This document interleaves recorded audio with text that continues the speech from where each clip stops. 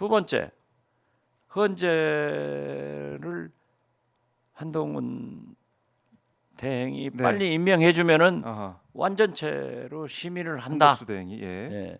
이 두 가지가 급선무이지 거듭 개헌, 거국내각 네. 이런 것은 음모다. 아. 내각 동조 내란 동조 세력으로도 볼 수 있다. 이런 문제를 제기합니다.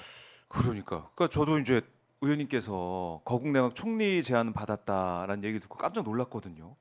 그러니까 이걸 뭔가 해결하기 위해서 거국내각 카드를 꺼내 들어서 이걸 그냥 덮고 가려는 그런 막 음모라고 말씀하셨지만은 그렇게 해서 주장하는 목소리가 계속 나오고 있는 거 아닙니까? 그렇죠. 국민들 현혹시키는 거다. 그게 그럼요. 그 자체가. 당연히 어. 그건 있을 수 없는 일이에요. 이 시대적 국민적 세계적 요구가 네. 거듭 긴급 체포, 긴급 체포. 헌재 완전체 구성, 심리 음. 이거예요. 탄핵 이거예요. 아하. 그거 말고는 길이 없다라고 길이 없죠. 말씀을 하셨는데. 개헌이 하루 이틀에 됩니까? 그렇죠. 그거 가지고 또 뭐 이런저런 얘기 그 소용돌이 빠지게 되는데 누가 해요? 누가 임명해요? 이건 안 되는 거죠. 그렇네요. 그래서 윤석열, 뭐 김건희 이제 한남동에 계속 있으면서 뭘 하는지 모르겠지만 어제 뭐 예배도 드리고 성탄 예배도 드리고 뭐 증거인멸을 하고 있을 거라는 추측도 나오고 있고 그냥 그대로 똑같은 것 같아요. 제가 예. 천주교 신자인데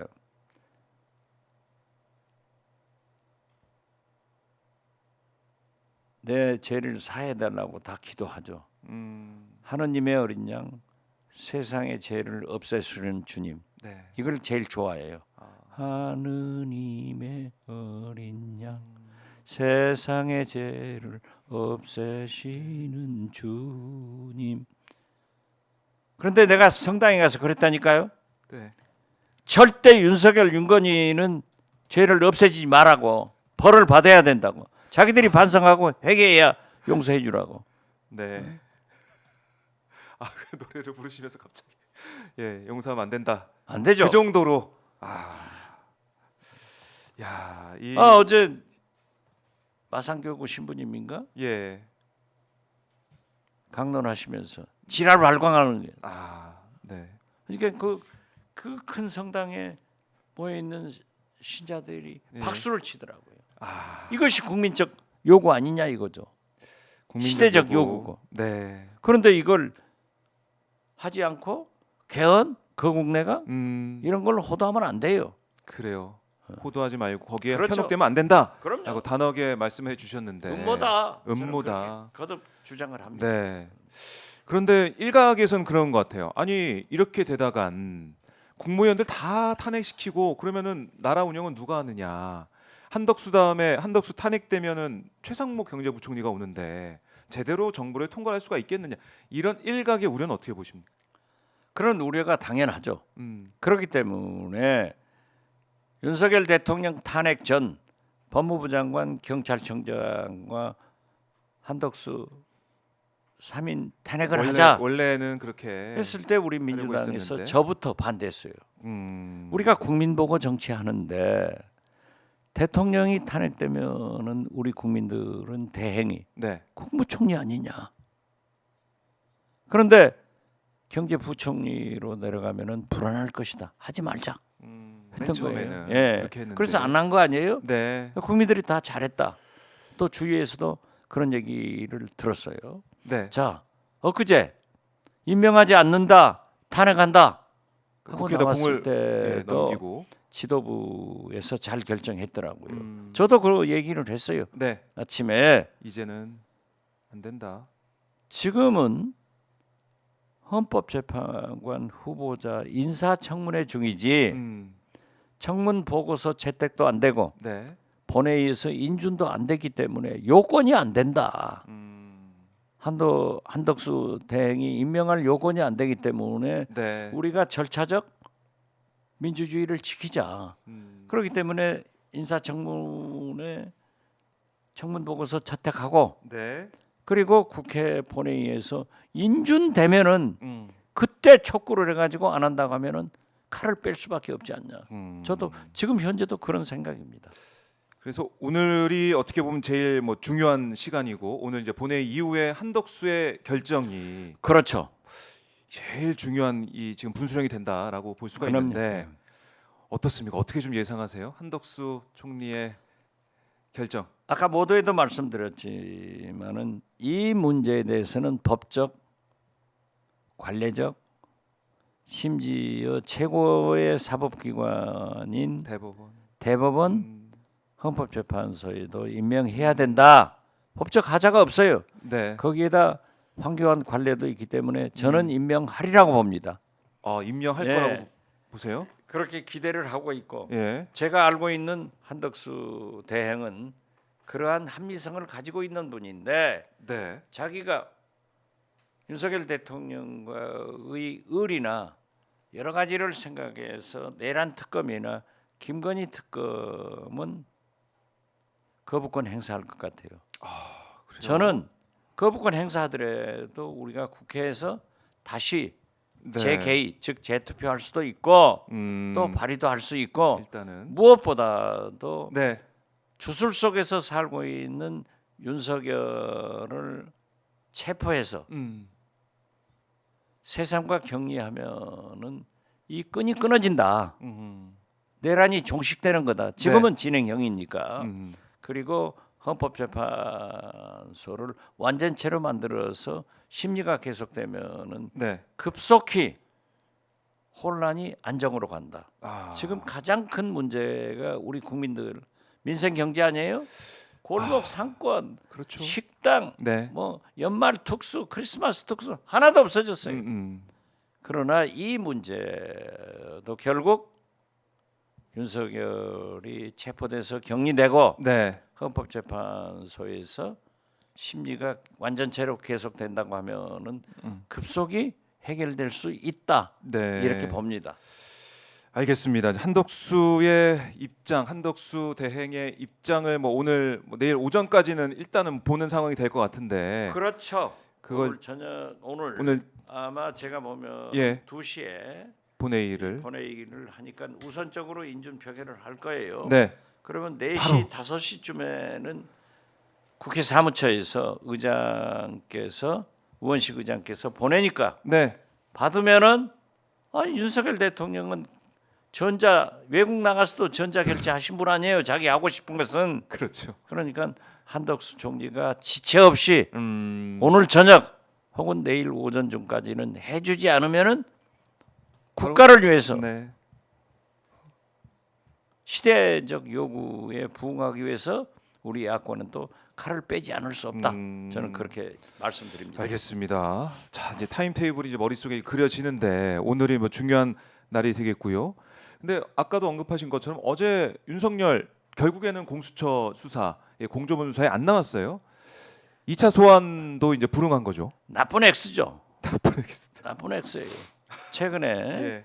연합뉴스 선재규 국제 선임 기자가 보도하는 걸 보니까 네.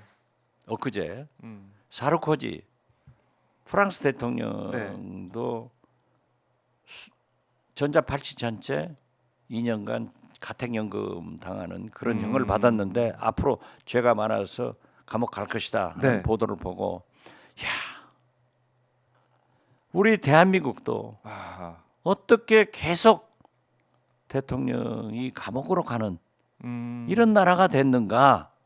그런데 이건 사상 초유로 김건희까지 대통령 내외가 같이 가는. 그래서 제가 늘 예언했잖아요. 네. 만약 윤석열 대통령이 최상병 특검, 김건희 특검만 했어도 네. 이런 불행이 안 된다, 안 올 것인데 제가 이걸 안 하면은 대통령 내외 윤건희는 반드시 큰 집으로 간다. 맞아요. 이게 현실화 된단 말이에요. 계속 말씀하셨죠. 그렇지만은 불행한 건 사실 아니에요. 그런데 우리는 마지막 순간이라도 대통령이 하다못해 조폭 두목처럼 깨끗하게 나가주는 것을 바라고 있는데 안 나가잖아요. 그래서 제가 법사위에서 공수처장에게 계속 죽인한 거예요. 계속 제가 세게 한 거예요. 그러니까요. 소리 지르면서 그러니까 김봉호 국회 부의장 같은 분은 저하고 네. 형님 동생하면서 지낸 분인데 뭐라고 하세요? 전화가 왔어요. 야, 박 원장. 네. 그분은 나한테 아직도 국정원장. 박 원장. 너는 내용이 좋은데 왜 그렇게 소리를 지르냐? 네. 그래서 안 지르려고 하는데요. 그게 저도 다혈질이라 이건 아니에요. 그래서 내가 공수처장한테 요구한 것이 네. 검찰은 내란 수사권이 없기 때문에 재판 과정에서 그렇죠. 증거가 채택되지 않고 불법 증거다. 예. 그리고 공소 기각을 해서 윤석열이 무죄당할 수 있으니까 공수처로 넘겨라. 네. 경찰로 넘겨라. 경찰은 내란 수사권이 있는 거예요. 네. 그러나 영장 청구권이 없어요. 그러니까 공수처에서 해가지고 네. 영장 청구하고 또 기소권은 공수처도 없어요. 그러니까요. 검찰만 있으니까 검찰로도 가야 이것을 되니까. 특검으로 가야 된다라고 네. 하면서 계속했는데 그것은 일원화된 것은 심우정 검찰총장도 검찰 부하 직원들한테 네. 그 비난을 받는데 잘한 거예요. 그리고 공수처장이 그 공수본 네. 이걸 구성한 것은 잘한 건데 조본을 예.